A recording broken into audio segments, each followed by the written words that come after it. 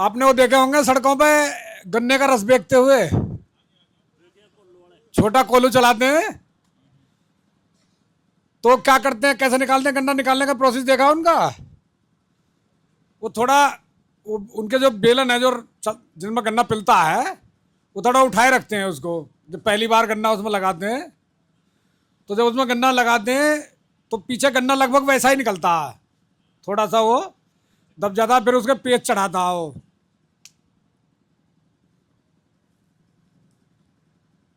भैया लगी हुई सर,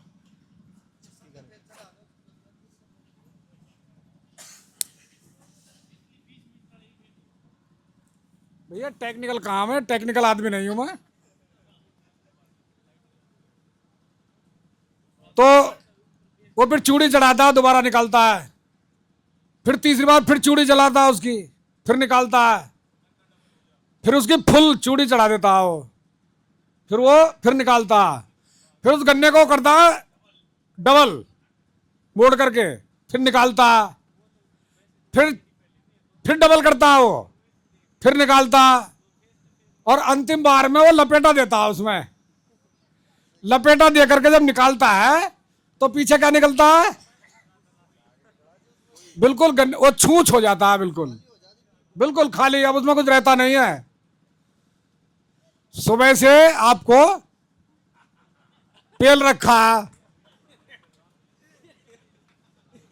और डॉक्टर भलारा उसमें उनमें से हैं जो बिल्कुल छूछ हो जाता है ना गन्ना, अब वो डॉक्टर साहब को दिया जाता है कि इसमें तुम रस निकाल, तो अगला उसमें से भी रस निकाल दे। और जब उसमें से भी निकालने के बाद अब क्या बचा उसमें, अब ने सिसोदिया बुला लो, ये उसमें से ये निकालेगा। अब मैं क्या निकालूं है?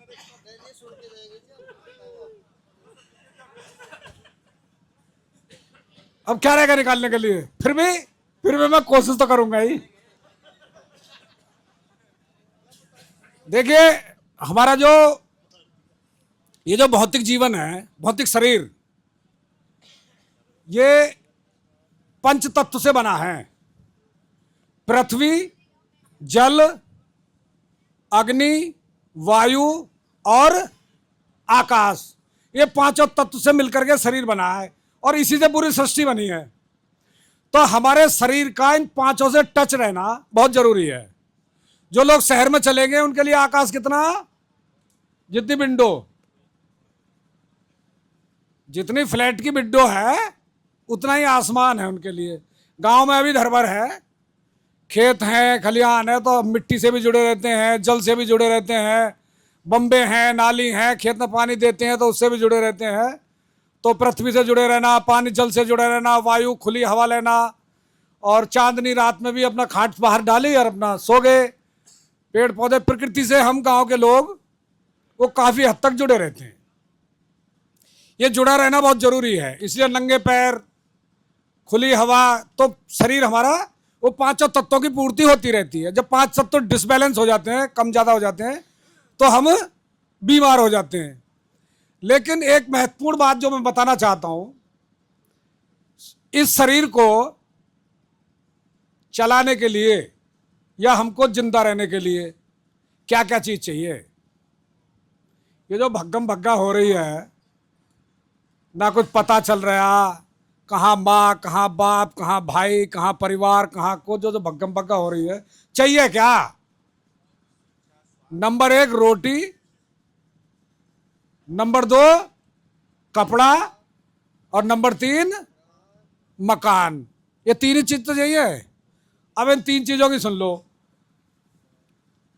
ये जो तीन चीज है, रोटी, कपड़ा और मकान, ये जीवन जीने के लिए आवश्यक हैं, जरूरी हैं। इच्छा कभी भी आज तक किसी की पूरी ना हुई, ना किसी की होगी। जरूरत पूरी करना ये हर नागरिक, हर जीव का अधिकार है, अपनी जरूरतों को, अपनी आवश्यकताओं को पूरी करना। अब रोटी, कपड़ा और मकान ये मूलभूत आवश्यकताएं हैं, हमारे संविधान में भी है, मौलिक अधिकार हैं, संविधान में भी दिए हैं कि किसी की रोटी, कपड़ा और मकान को नहीं छीना जा सकता। लेकिन देश में एक सरकार आई जो स्वर्ग लाने के लिए, राम राज्य लाने के लिए, उस सरकार लाने में हमारा बड़ा योगदान रहा। वो पहली बार प्रधानमंत्री बने अटल बिहारी वाजपेयी, भारतीय जनता पार्टी की। उन्होंने एक ऐसा कानून बनाया कि उन्होंने जो संविधान है, संविधान में जो मूलभूत अधिकार दिए हैं रोटी कपड़ा और मकान के, उसको भी छीन लिया उसमें। वो है सरफेसी एक्ट अधिनियम 2002। बैंकों को अधिकार है, अगर लोन आपसे चुकता नहीं हो रहा तो वो आपके मकान को छीन सकते हैं। रोटी कपड़ा और मकान तीनों को छीनने का अधिकार, मतलब उसमें देश के संविधान को भी साइड में कर दिया उस कानून ने। वो अटल बिहारी वाजपेयी लेकर के वो दे गए, उसके द्वारा ही बैंक आज हमारे मकानों को और उनको जो है वो छीन रहे हैं, जो संविधान विरोधी है। सरफेसी एक्ट अधिनियम 2002, ये अटल बिहारी वाजपेयी ने बनाया था। ये तो वो कानून है जो संविधान भी उन्होंने दरकिनार कर दिया, संविधान को भी नहीं मानता है कानून, तो ऐसा कानून उन्होंने बनाया। अब ये रोटी कपड़ा और मकान देखिए लिए, इसके लिए हम क्या कर रहे हैं और हो क्या रहा है। ये जो देश में जो हमारी शिक्षा व्यवस्था है, वो मैं कह लो कि कह लो, लेकिन मैं कह लो तो चला गया, अंग्रेज भी चले गए, शिक्षा आज भी चल रही है। वो शिक्षा और रोटी कपड़ा और मकान, इनको मैं कनेक्ट करूंगा कैसे। रोटी का रॉ मटेरियल कहां से आता है, भोजन का रॉ मटेरियल जो है कहां से आता है, वो आता खेत से। खेत से कब आएगा, जब हम खेती करेंगे। खेती कब करेंगे हम, जब हम खेती करना जानते हो, ठीक है। अच्छा, जो ये बहुत महत्वपूर्ण अंग है रोटी, भोजन, ये आवश्यक है हर जीवधारी के लिए, आवश्यक है प्रत्येक जीव के लिए। अब इस जब खेत में से रोटी का, भोजन का रॉ मटेरियल खेत से आएगा, वो खेती करना हम सीखेंगे तब आएगा। तो इस भारतवर्ष के अंदर जो शिक्षा व्यवस्था है, क्या वो खेती करना या रोटी का, भोजन का जो रॉ मटेरियल है उसको तैयार कराना खेत से, वो कोई शिक्षा व्यवस्था सिखा रही है क्या? कोई सिखा रहा है क्या? कोई शिक्षा व्यवस्था सिखा रही है? फीस कौन ले रहा है हमसे शिक्षा के नाम पर? फीस तो ले रही है शिक्षा व्यवस्था। और खेती करना कौन सिखा रहे हैं हमको? हमारे माँ बाप, हमारे चाचा ताऊ, हमारे बाबा, अड़ोसी पड़ोसी, या मेरा गांव, समाज, वो सिखाता है। उस समाज ने कभी क्या कोई फीस मांगी? नहीं मांगी ना। कभी हमको एहसान दिखाया कि मैंने तुझे जीवन जीने का जो सबसे महत्वपूर्ण चीज है, भोजन उगाना सिखा दिया?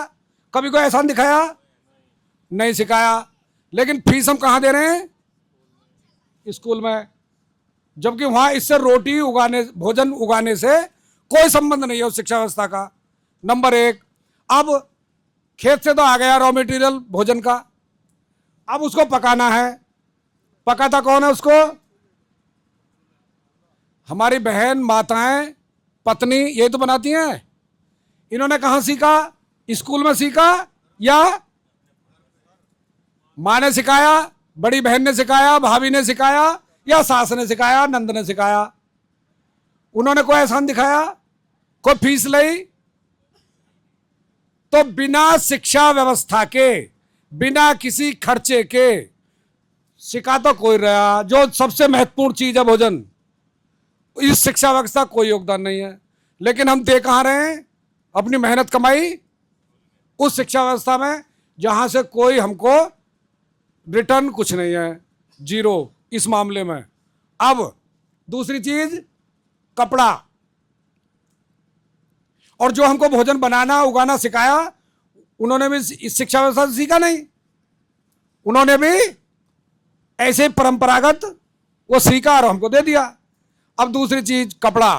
कपड़े का रॉ मटेरियल कहां होता है? प्रोसीजर वही है, वो खेत से आया, वो भी शिक्षा व्यवस्था से नहीं सिखाया। अब रॉ मटेरियल वहां से आ गया।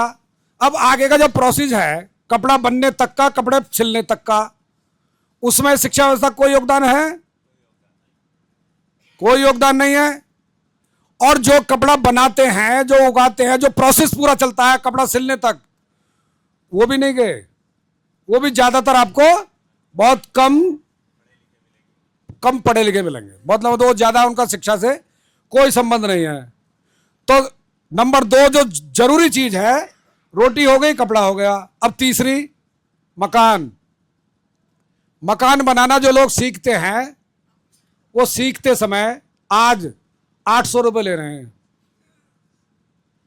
इस स्कूल का, इस शिक्षा व्यवस्था का कोई योगदान मकान बनाना सीखने में भी नहीं है, कोई योगदान नहीं है। और जो मकान सीखते हैं बनाना, जिनको बोलते हैं बेलदार मजदूर, वो 800 लेता। और 3 साल जब 800 लेकर के 3 साल मेहनत वो बेलदारी करता है, चौथी साल कन्नी वसूली हाथ में ले लेता, सूत ले लेता और मकान निर्माण करना वो शुरू कर देता। 800 लेते हुए रोज मकान बनाना वो सीख लेता और मकान बनाने लगता। तो रोटी, कपड़ा और मकान तीनों में इस शिक्षा व्यवस्था का केवल एक डिपार्टमेंट लिया मैंने अभी। हर डिपार्टमेंट यही है। ये शिक्षा व्यवस्था जो हमको दे रही है, हमको कभी भी उस शिक्षा व्यवस्था से 6 चीजों के अलावा पूरे जीवन में 7वीं चीज की आवश्यकता नहीं पड़ती है। 6 चीज कौन सी? पढ़ना, पढ़ना आना चाहिए और लिखना आना चाहिए। 2, नंबर 3, जोड़ आना चाहिए और घटा आना चाहिए। नंबर 3, गुणा और भाग। इसके अलावा इस शिक्षा व्यवस्था से जो देश में चल रही है, 7वीं चीज मुझे बताओ कि वो काम आती है? कोई काम नहीं आती 7वीं चीज। आप बीटेक कर लो, एमटेक कर लो, कुछ कर लो, जब जाओगे जॉब के लिए केवल नौकर बनाती है। और जब जॉब के लिए जाओगे क्या कहेगा? डिग्री न तो एक तरफ रख, यहां बैठ, अब सीख। अब मुझे लगता है तू 15-16 साल पढ़ करके सीख करके आया है, वो क्या सीखा? 0। अब वो कंपनी वाला सिखाएगा उसको, क्योंकि उसे उसका इस्तेमाल करना। और कुछ चीज़ें तो ऐसी हैं जो हमको गधा बनाती हैं शिक्षा व्यवस्था में। जैसे हमको पढ़ाया गया है, आपने पढ़ा होगा, आपने ध्यान दिया नहीं दिया, आपने पढ़ा होगा, भारत की खोज किसने की? वास्को डी गामा ने। इससे मूर्खतापूर्ण शिक्षा कोई हो सकती है? मतलब भारत के लोगों को, भारत के युवाओं को, भारत के बच्चों को यह पढ़ाया जा रहा है कि भारत की खोज वास्को डी गामा ने की। मतलब उससे पहले भारत नहीं था? मतलब कैसे खोज की? खोज हमको करके कैसे दी? वास्को डी गामा एक विदेशी था। उस जिस देश का वास्को डी गामा था, उस देश के लिए हो सकता है कि उसने खोज करके दी हो भारत की, और वहां के बच्चों को पढ़ाया जाए जहां का वास्को डी गामा था कि हमारे वास्को डी गामा ने भारत की खोज की और भारत इतना संपन्न राष्ट्र था, इतना वैभवशाली था, लूटने के लिए भारत को हमको खोज करके दी वास्को डी गामा ने। तब तो बात समझ में आती है। लेकिन हमको पढ़ाया जाता है, मुझको यह पढ़ाया जाता है कि अमेरिका का तीसरा राष्ट्रपति कौन था। मैं क्या करूंगा भाई? या मैं किसी सब्जी वाले से जाके कहूं कि अमेरिका का राष्ट्रपति तीसरा वो था, इब्राहिम लिंकन था, वो सब्जी देगा मुझे?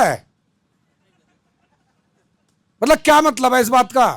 अरे मुझे मेरा गांव है, मेरा हापुड़ जिला है यूपी में, और मैं गांव में रहता हूं। मेरा गांव सपनावत गांव है।